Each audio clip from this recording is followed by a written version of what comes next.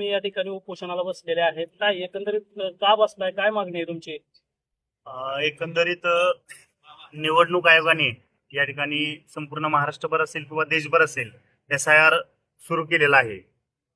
त्याच्या अनुषंगानं सुरली गावामध्ये जे 160 मतदार आहेत ते गेली म्हणजे त्यांच्या जन्मापासून किंवा त्यांचे वडिलोपार्जित सर्वजण त्याच गावात राहत होते.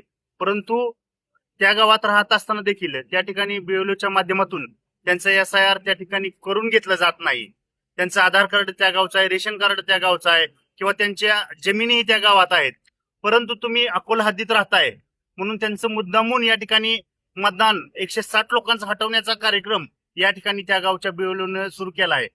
या ठिकाणी प्रशासनाला 23 तारखेला निवेदन देऊन खऱ्या अर्थाने या ठिकाणी तहसीलदार असतील आणि प्रांत मॅडम असतील यांनी कुठल्याही प्रकारची या ठिकाणी सर्वसामान्य नागरिकांची दखल घेतलेली दिसून येत नाही. त्यामुळे खऱ्या अर्थाने या ठिकाणी सर्वसामान्य शेतकऱ्याला आणि या सुरली गावच्या नागरिकांना या ठिकाणी उपोषण करण्याची वेळ आलेली आहे. म्हणजे या ठिकाणी प्रशासनाचा ढिसाळ कारभार या ठिकाणी आपल्याला दिसून येतो. मी एक शासनाला या ठिकाणी नम्रतेची विनंती करतोय की आजच्या आज या ठिकाणी जर या 160 ग्रामस्थांचं SIR जर करून घेतलं गेलं नाही तर येणाऱ्या काळात शिवसेनेच्या माध्यमातून मोठं आंदोलन या ठिकाणी उभं करून या प्रशासनाला आणि या BLOला धडा शिकवल्याशिवाय आम्ही या ठिकाणी राहणार नाही. काय वाटतंय या ठिकाणी अशा पद्धतीनं ढिसाळ कारभार सुरू आहे, त्याच्यावरती काही या अधिकाऱ्यांवरती राजकीय दबाव आहे का? कुणी याच्यामध्ये जवळाजवळ करत आहे का? राजकीय द्वेषापोटीचे या ठिकाणी 160 जणांचं मतदान त्या गावातून दुसऱ्या गावात शिफ्ट करा असं म्हणणं आहे. परंतु गेली जन्मोजन्मी त्या ठिकाणी ते राहत असल्यामुळं त्यांचं मतदान त्याच गावात व्हावं आणि त्यांना न्याय मिळावा या भूमिकेच्या माध्यमातून या ठिकाणी उपोषणासाठी सर्व नागरिक बसलेले आहेत. या ठिकाणी प्रशासनाचं त्यांच्याकडे दुर्लक्ष असलेलं दिसून येतं.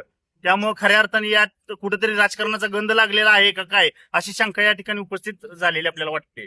आता सध्या तुम्ही एवढे जण सर्व मतदार बसलेला आहे उपोषणाला, आतापर्यंत कोण BDOचं आलं का नाही, काय त्यांच्याकडून सांगण्यात आलेलं आहे? त्यांनी कुठली दखल घेतली नाही. आम्हीच त्यांना भेटायला गेलो होतो. त्यांनी या ठिकाणी तहसीलदार साहेबांना बोलवलंय आणि यानंतर एक साहेब आल्यानंतर आमची त्यांची मिटिंग होईल.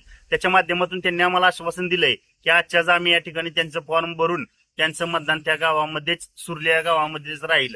जर त्यांनी आजच्या आज आमचा प्रश्न मार्गी लावला नाही तर येणाऱ्या काळात शिवसेनेच्या माध्यमातून जन आंदोलन त्या गावापुरतं का होईना पण आम्ही उभं केल्याशिवाय राहणार नाही. ते BLOच्या संदर्भामध्ये पण तुमची काहीतरी मागणी आहे कारवाईची? काय काय एकत्रित काय आहे?